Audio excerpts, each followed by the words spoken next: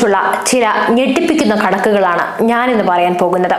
തെളിവുകളും സംഭവങ്ങളും റിസർച്ച് റിപ്പോർട്ടുകളും നിരത്തി ഞാൻ പറയുന്നത് കേട്ടിട്ട് നിങ്ങൾ തന്നെ പറയൂ, ഇത് ശരിയാണോ അല്ലെങ്കിൽ തെറ്റാണോ എന്ന്. അതായത് 2025 ജനുവരി മാസം തുടങ്ങിയതേ ഒരു പിടി ചോര പുരണ്ട വാർത്തകളുമായിട്ടാണ്. അമ്മയെ വെട്ടിക്കൊലപ്പെടുത്തിയ മയക്കുമരുന്നിനടിമയായ മകനിൽ നിന്ന് തുടങ്ങി ഇപ്പോഴിതാ 15 വയസ്സുകാരനായ മിഹിർ എന്ന കുഞ്ഞു മോന്റെ വിഷയം വരെ എത്തി നിൽക്കുന്നു. ഒരു സമയത്ത് നോർത്ത് ഇന്ത്യയിലെ ഇത്തരം വാർത്തകൾ കണ്ട് പുച്ഛിച്ചു ചിരിച്ച പ്രബുദ്ധ മലയാളികളെ അല്ല, സാക്ഷര കേരളത്തെയാണ് എനിക്കിപ്പോൾ ഓർമ്മ വരുന്നത്. സത്യം പറഞ്ഞാൽ ഈ വിഷയത്തിൽ അഥവാ ചോര കണ്ട് അറപ്പുമാറിയ കേരളം എന്ന വിഷയത്തിൽ നമ്മൾ ആരെയാണ് കുറ്റപ്പെടുത്തേണ്ടത്? നിങ്ങൾ തന്നെ പറയൂ. എന്റെ പേര് അരുണിമ. ഞാൻ ഇന്ന് സംസാരിക്കുന്നത് പ്രബുദ്ധ കേരളത്തിലെ ജനുവരിയിലെ ചോര പുരണ്ട അധ്യായത്തെക്കുറിച്ചാണ്. കാരണം ഇന്നത് ഞാൻ സംസാരിച്ചിട്ടില്ലെങ്കിൽ പിന്നെ എപ്പോഴാണ് സംസാരിക്കേണ്ടത്? ഈ വർഷം ആരംഭം മുതൽ നമ്മുടെ കേരളത്തിലെ സ്ഥിതി നിങ്ങൾക്കറിയാമല്ലോ. അത്രയേറെ മനുഷ്യ മനസാക്ഷിയെ ഞെട്ടിപ്പിക്കുന്ന വാർത്തകളാണ് ദിവസേന റിപ്പോർട്ട് ചെയ്യപ്പെട്ടുകൊണ്ടിരിക്കുന്നത്. കഴിഞ്ഞ കൊല്ലത്തെ, കൃത്യമായി പറഞ്ഞാൽ 2024 ഇന്ത്യയിലെ ക്രൈം റെക്കോർഡ്സ് എടുത്തു നോക്കിയത് പ്രകാരം ആ ലിസ്റ്റിൽ ഏറ്റവും അടിയിൽ കിടക്കുന്ന നമ്മുടെ കേരളം ഇക്കഴിഞ്ഞ ജനുവരി മാസത്തെ സംഭവങ്ങൾ കൊണ്ട് മാത്രം ലിസ്റ്റിൽ 1-ാം സ്ഥാനം നേടിയെടുത്തിരിക്കുകയാണ്. ഈ 2 റിപ്പോർട്ടുകളും എടുത്ത് നോക്കിയാൽ തന്നെ നമുക്കിത് മനസ്സിലാക്കാനാവുന്നതാണ്. ഈ 1-ാം സ്ഥാനം എന്നത് എന്തായാലും അഭിമാനം കൊള്ളേണ്ട ഒന്നല്ല എന്ന് ഞാൻ പ്രത്യേകം പറഞ്ഞു മനസ്സിലാക്കി തരേണ്ടതില്ലല്ലോ. എന്തായാലും ഈ റിപ്പോർട്ട് എടുത്തു നോക്കുമ്പോൾ ഒന്നുകൂടി ഇവിടെ പറഞ്ഞു വെക്കാം. അതായത് നീതിന്യായ വ്യവസ്ഥയെ മാത്രം നമ്മൾ പറഞ്ഞാൽ പോരാ, കേരളത്തിൽ ഇങ്ങനെയുള്ള കുറ്റകൃത്യങ്ങൾ കൂടുന്നതിൽ നമ്മൾ നമ്മുടെ ആഭ്യന്തര വകുപ്പിനെ കൂടി ഒന്ന് പേരെടുത്ത് പറഞ്ഞ് പ്രശംസിക്കേണ്ടതുണ്ട്. പോലീസിനുള്ളിൽ തന്നെ ക്രിമിനൽസ് ഉള്ള വിഷയവും അവരുടെ കേസുകളും നടക്കുന്നതിനിടയിൽ ആ വിഷയത്തിന് എന്തായാലും ഇവിടെ ഒരർത്ഥത്തിൽ പ്രസക്തിയുമില്ല.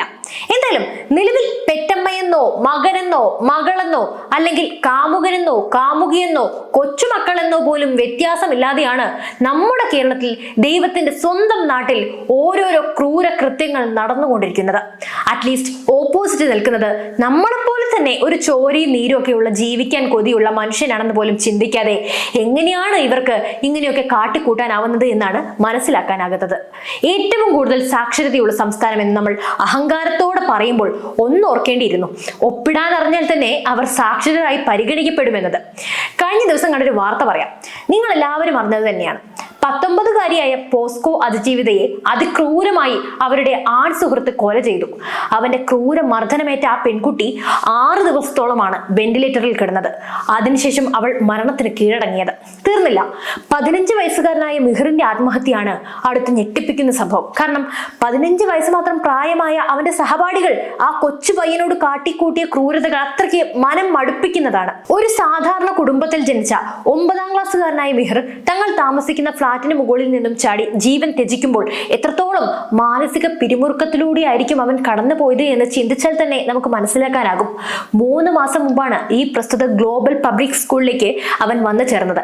അന്ന് മുതൽ അവന്റെ ക്ലാസ്സിലെ ചില കുട്ടികൾ നിറത്തിന്റെയും മറ്റും പേരിൽ റാഗിങ്ങിലായിരുന്നു. റാഗിങ് എന്ന് പറയുമ്പോൾ അവരുടെ സ്കൂൾ ടോയ്ലറ്റിൽ മുഖം പൂഴ്ത്തി വെച്ച് ഫ്ലഷ് ചെയ്യിച്ചും ടോയ്ലറ്റിൽ നക്കിച്ചും ക്രൂരമായി മർദ്ദിച്ചും ഒക്കെയുള്ള റാഗിങ്. ഓർക്കണം, 15 വയസ്സുകാരനായ കുട്ടികളാണ് ഇത് ചെയ്തതെന്ന്. വളർന്നു വരുന്ന ഈ ക്രിമിനലുകളെയൊക്കെ പിടിച്ച് അങ്ങ് ജയിലിലിടണം. അതിനുമപ്പുറം മറ്റൊന്നില്ലല്ലോ. മിക്കവാറും പണത്തിന്റെ ധൈര്യത്തിലാകും ഇവന്മാർ ഇതൊക്കെ കാട്ടിക്കൂട്ടിയത്. പക്ഷെ ഇവന്റെയൊക്കെ വീട്ടുകാരുടെ കയ്യിലിരിക്കുന്ന കാശിന്റെ അഹങ്കാരം നാട്ടുകാരുടെ മേലേക്ക് തീർക്കാൻ വന്നാൽ അത് മാറ്റിക്കൊടുക്കേണ്ടത് തീർച്ചയായും നിയമം കൊണ്ട് തന്നെയാണ്. പക്ഷേ അതേ നിയമം ഒരുക്കി വെച്ച പഴുതുകൾ കണ്ടെത്തി ഇവനെയൊക്കെ രക്ഷിച്ചെടുക്കാൻ ആളൂരിനെ പോലെയുള്ളവരൊക്കെ ഉള്ളപ്പോൾ മിഹിറിനെ പോലെയുള്ള നിരപരാധികൾക്കുള്ള നീതി ആര് നേടിക്കൊടുക്കുമെന്നാണ് പറയേണ്ടത്. എന്നാൽ ഇതോടെ തീരുന്നതല്ല കഴിഞ്ഞൊരു മാസത്തെ സംഭവ വികാസങ്ങൾ. കൊച്ചുമകളെ പീഡിപ്പിച്ച മുത്തശ്ശനും മകളെ പീഡിപ്പിച്ച അച്ഛനും സൗന്ദര്യത്തിന്റെയും സ്ത്രീധനത്തിന്റെയും പേരിൽ പീഡിപ്പിച്ച ഭർത്താവും ഏറ്റവും ഒടുവിൽ പായയിൽ കെട്ടിയ മൃതദേഹവും അങ്ങനെ നീണ്ടു പോവുകയാണ്. ഞാനിതിൽ ഏതെങ്കിലും സംഭവങ്ങൾ വിട്ടുപോയിട്ടുണ്ടെങ്കിൽ നിങ്ങൾക്ക് തീർച്ചയായും പൂരിപ്പിക്കാം. എന്തായാലും എങ്ങോട്ടാ നമ്മുടെ നാടിന്റെ പോക്ക് എന്നാണ് അറിയേണ്ടത്. ഇന്നത്തെ കാലത്ത് ആർക്കും ആരോടും ഒരു സഹജീവി സ്നേഹം പോലും ഇല്ലേ? എല്ലാവരും സ്വാർത്ഥരായി മാറുകയാണോ? ആ 2 കുഞ്ഞുങ്ങളെയും പെരുവഴിയിലാക്കി കൊണ്ട് ആ കുടുംബത്തെ മുഴുവൻ വെട്ടിക്കൊന്നപ്പോൾ ആ ചെന്താമരയ്ക്ക് ഒന്നും തോന്നിയില്ലേ? എന്തായാലും ഇതിൽ നിന്നൊക്കെ ഒന്നുറപ്പാണ്, നമ്മുടെ നാട്ടിലെ നിയമവ്യവസ്ഥയോട് ഈ പറഞ്ഞവർക്ക് ഒന്നും തന്നെ ഒരു പേടിയുമില്ല. അല്ലെങ്കിൽ പിന്നെ ഇങ്ങനെയൊക്കെ കാട്ടിക്കൂട്ടുമോ? ഇത് പറഞ്ഞപ്പോഴാണ് ഒരു കാര്യം ഓർമ്മ വന്നത്. തന്റെ ആൺ സുഹൃത്തിനെ ക്രൂരമായി വിഷം കൊടുത്തു കൊന്ന ഗ്രീഷ്മ പറഞ്ഞത്. 38 വയസ്സ് കഴിഞ്ഞ് ഞാൻ ജീവിച്ചോളാം എന്ന്. ഇങ്ങനെ അവളെ കൊണ്ട് പറയിക്കാനുള്ള കാരണം ആരാ? ഒറ്റ ഉത്തരം, നമ്മുടെ നീതിന്യായ വ്യവസ്ഥ. അവൾ പഠിക്കാൻ മിടുക്കിയായിരുന്നല്ലോ, അതുകൊണ്ട് അവൾക്ക് നല്ലപോലെ അറിയാം നമ്മുടെ നിയമത്തിലെ പഴുതുകൾ.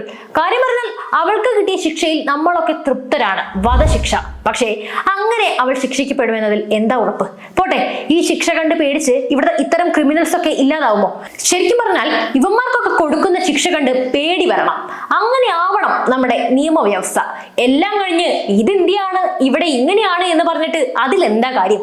ശരിയാണ്, 100 കുറ്റവാളികൾ രക്ഷപ്പെട്ടാലും ഒരു നിരപരാധി പോലും ശിക്ഷിക്കപ്പെടാൻ പാടില്ല. അങ്ങനെയാണ് നമ്മുടെ നിയമമൊക്കെ ബിൽഡ് ചെയ്തെടുത്തിരിക്കുന്നത്. പക്ഷേ അതുകൊണ്ടുണ്ടായ പഴുതുകൾ കാരണം ഗ്രീഷ്മയെ പോലെ, ചെന്താമരയെ പോലെ, ആഷിഖിനെ പോലെയൊക്കെയുള്ള ഓരോരോ മനസാക്ഷിയില്ലാത്ത ക്രൂരന്മാരാണ് വീണ്ടും വീണ്ടും പൊട്ടിമുളയ്ക്കുന്നത്. അപ്പോൾ ഈ വിഷയത്തിലെ നിങ്ങളുടെ അഭിപ്രായങ്ങൾ തീർച്ചയായും കമന്റ് ചെയ്യൂ. അപ്പോൾ മറ്റൊരു വിഷയമായി വീണ്ടും കാണും വരെ നന്ദി.